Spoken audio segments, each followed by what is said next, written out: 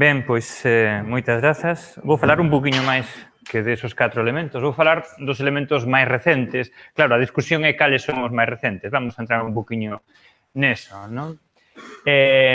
Bueno, moitas grazas por estar todos aquí e tamén ao Consello da Cultura Galega por esta iniciativa. Esta charla dame pé tamén un pouco para homenaxear tamén a IUPAC, ou por menos para falar dela, non? O sea, este ano cúmplese tamén 100 anos. En 1919 fundouse a Unión Internacional de Química Pura e Aplicada, non? Todos o coñecemos como pola IUPAC, polo o seu acrónimo en inglés, non? E que é, sen dúbida, a referencia mundial, digamos, para os químicos, porque moitas das decisións relacionadas coa química a nivel mundial pois competen a este organismo, non? Desde o nome dos elementos químicos, por exemplo, finalmente, ou a validación de si o elemento de experimentos que levaron a consecución de novos elementos químicos, non? Digamos que ten moitas, bueno, pois ten unha gran responsabilidade, fun eu, quizáis, non? Ten unha gran responsabilidade. E digo que dá pé, depois veremos, para falar un pouco sobre a IUPAC, porque no que son os elementos químicos máis recentes ten unha importancia vital. Bueno, se facemos un pequeno repaso histórico rápido á táboa periódica, dámonos conta que hasta o ano 1500 coñecíanse apenas unha dúcia de elementos químicos, non? Un número moi reducido de elementos químicos dende a antigüedade. Nos 300 anos aproximadamente seguintes, pois, bueno, foronse descubrindo algúns máis, hasta ter sobre unha treintena, non? 1789 poño como data porque é o ano en que se publica o Tratado Elemental de Química de Lavoisier, que é a primeira gran obra de referencia da química e onde podemos decir que demos un paso importante, pois, quizáis nesa discusión que tiñamos dende a alquimia a xa unha visión máis científica, máis de ciencia que ten a química, non? Tal é así que coa sistemática, grazas a ese tratado de Lavoisier e todos os seus contemporáneos, a sistemática acadada, conseguiuse en apenas 100 anos duplicar ou máis que duplicar o número de elementos da táboa periódica, non? En un período relativamente breve, de 1789 a 1869, os cazaelementos foron descubrindo moitos desos elementos hasta chegar esa data de 1869 é o ano en que Mendeleev pois propón o seu sistema periódico, non? Xa con 63 elementos, non? Dende aí, dende esa data, pois seguín os cazaelementos traballando para cubrir todos esos ocos que xa se falou en algunha charla anterior que tiñamos na táboa periódica e chegar ao ano 1940 donde todos os elementos que temos na corteza terrestre, presentes na corteza terrestre, xa foron identificados e caracterizados, o sea, foron de alguna forma, moitas veces con dificultade, porque a veces a súa síntese ou o seu illamento era por procesos farragosos, difíciles de obtención, non? Ben, a partir de 1940, pois teremos unha serie de novos elementos, sí que son eu, polo que se ve, de novos elementos, que son dos que vou a referirme en esta charla, non? Os elementos máis recentes. Elementos que non están sobre a corteza terrestre, son elementos sintéticos que se tiveron en laboratorio. En laboratorio e non en calquera laboratorio. Onde están estos elementos, non?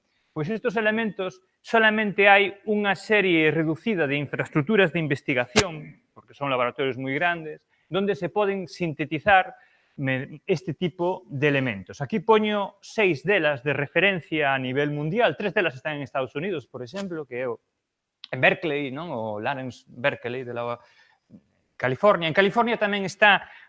Para teño que apartarme. É que eu creo que están encendidos os micros da mesa, non? Non? Bueno, non sei. Livermore tamén está en California, que é onde hai outro laboratorio, hai outro tamén no estado de Tennessee, está o de Oak Ridge National Laboratory, temos en Darmstadt, en Alemania, outro laboratorio, temos o de Dubna, onde os soviéticos inicialmente, e ora os rusos, pois continúan facendo os seus experimentos para descubrir novos elementos, e tamén o Instituto Riken de Xapón, non? Son quizáis dos de referencia, e dicindo estes nomes, non sei se alguén se deu conta que estamos xa dando os nomes de moitos destes novos elementos. Entre os elementos químicos temos o berkelio, por exemplo, temos o californio, temos o livermorio, temos o teneso, non? De Tennessee, temos o darmstadtio. Darmstadt, ademais, está no estado de Hesse, que en latín era Hassium, e entón, dai ven o nome Hasio, que é outro, Asio, outro dos elementos. Temos o nionio, por Xapón, ou temos o dubnio, ou a rexión onde se ubica Dubna, que é a rexión de Moscova. Entón, aí temos o moscovio. Entón, nos encontramos con unha gran cantidade de elementos que están relacionados precisamente con estes lugares, porque o criterio fundamental que se ten para darlle o nome ao elemento é mediante a proposta do lugar onde se sintetizou. Ese é o criterio fundamental que non sempre se cumpre, pero en principio é a regra xeral. Non sei se se ve moi ben aí, pero que non sempre se cumpre é tamén porque aquí hubo, como antes falábamos, detrás de cada científico tamén hai unha persoa, non? Entón, somos persoas. Entón, finalmente, pois, para ben ou para mal, aquí temos unha serie de problemas que son intrínsecos á condición humana, non? Por exemplo, durante a Guerra Fría houve unha competencia entre os americanos e os soviéticos na consecución destes novos elementos. Non? Entón, nunha carreira para ver quen obtiña o elemento, carreira que a veces non está ben clara quen o tivo antes. Non? De feito, tanto os soviéticos, rusos, vamos, podemos falar dos rusos que son os seus herdeiros, como os americanos, por exemplo, eles reclamaron a paternidade de máis dun elemento. Vamos a fixarnos, por exemplo, no elemento que tería un número atómico, número de protóns, de 102, non? Ese elemento, por exemplo, pois o laboratorio de Dubna e máis o de Berkeley, o, bueno, de California, pois reclaman a súa paternidade. E uns lle puxeron novelio e outros propuxeron joliotio. Xa falamos antes sobre esa proposta, precisamente, non? Ben, que pasa cando nós, os químicos, lle damos dous nomes á mesma cousa? O único que pode pasar é confusión. Quer dizer, que eso lévanos a unha ambigüedade, lévanos a problemas. Nos necesitamos ter un nome para cada elemento, para cada composto. Temos que ter unha linguaxe clara onde nos podamos entender entre todos a nivel mundial, se é posible. Non? Entón, desde logo, isto xerou un problema, o de ter dous nomes para a mesma cousa.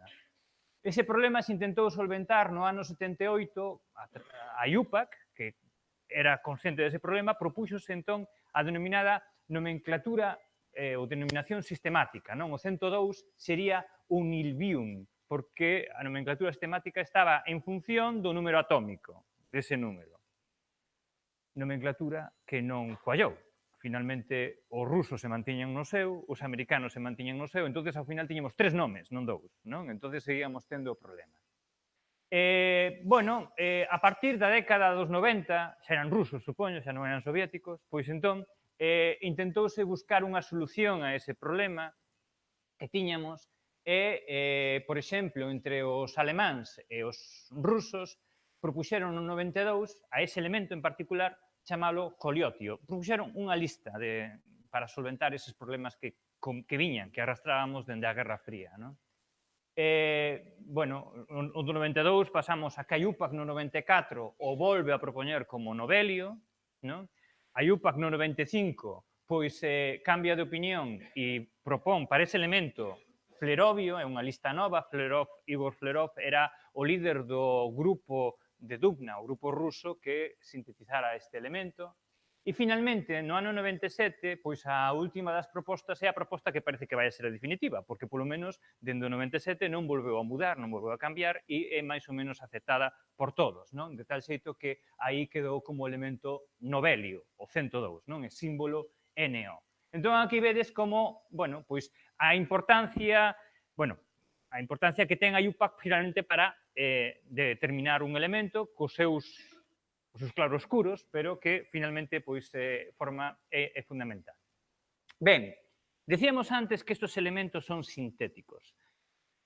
Dun xeito moi resumido, vamos a comentar un pouco como se sintetizan, como se preparan estes elementos, porque se preparan en infraestructuras de investigación onde temos os ciclotróns, que son aceleradores de partículas, porque finalmente aquí esta síntese non é unha síntese química. Nós, para preparar elementos pois máis pesados, pois temos un pouco que facer de alquimistas, que transmutar uns elementos en outros. A partir dun elemento, pois temos que intentar obter un novo elemento, cousa que iso xa non é, digamos, o que é a química tradicional, onde o que facemos é pois preparar compostos e transformar e non transformar un elemento noutro, non? Entón, este é un deseño, por exemplo, do novo ciclotrón, o novo laboratorio de Dubna. Non vou pasar un pouco rápido sobre isto, para solamente pois presentar as 4 vías de síntese que se seguiron históricamente para obter estes elementos, porque foron variando en función do número atómico, o sea, do número de protóns que nós necesitábamos meter para formar ese novo elemento. Os primeiros, o sea, o último elemento que nós temos en cantidade suficiente na corteza terrestre, no 92, é o uranio, non? A partir do uranio, pois temos que empezar a facer esas sínteses artificiais e entre o 93 e o 101 se prepararon fundamentalmente por bombardeo de átomos de uranio con partículas lixeiras, neutróns, deuterios ou núcleos moi lixeiros hasta de helio, pero núcleos bastante lixeiros. Foi, digamos, había que utilizaron americanos, tamén os rusos inicialmente en esa época, non? Aquí temos, por exemplo, como o uranio 92 co neutrón pois vai a dar un uranio que ten un número másico maior, porque contén un neutrón, pero o tempo de vida media dese uranio, o tempo de vida media é o tempo necesario para que se reduza a metade ese elemento, non? Pois porque se descompón, pois dá lugar a un decaemento beta para dar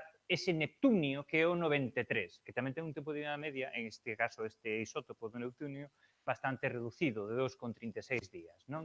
Bueno, entonces vemos que ese foi a primeira vía de síntese, uranio, que o temos presente na natureza con átomos, o sea, con partículas máis lixeiras, pero aí non podemos ir máis alá de un número atómico. Para continuar, para ir máis alado, para ir ao 102 adiante, pois entón teremos xa que usar outra estrategia, que vai a ser o bombardeo dos átomos que se sintetizaron mediante a estrategia anterior, os de número atómico do 94 a 98, que son átomos bastante pesados e artificiais, bombardealos pois con outros núcleos lixeiros, non? Pois de Z entre 5 e 10. Aquí temos, por exemplo, como utilizamos o curio, que é o curio que ten número atómico 96, bombardeando con un proxetil de neón, pois 96 máis 10, temos os 106, o elemento que tería o Z106, que finalmente se acuñou como o seaborgio, non?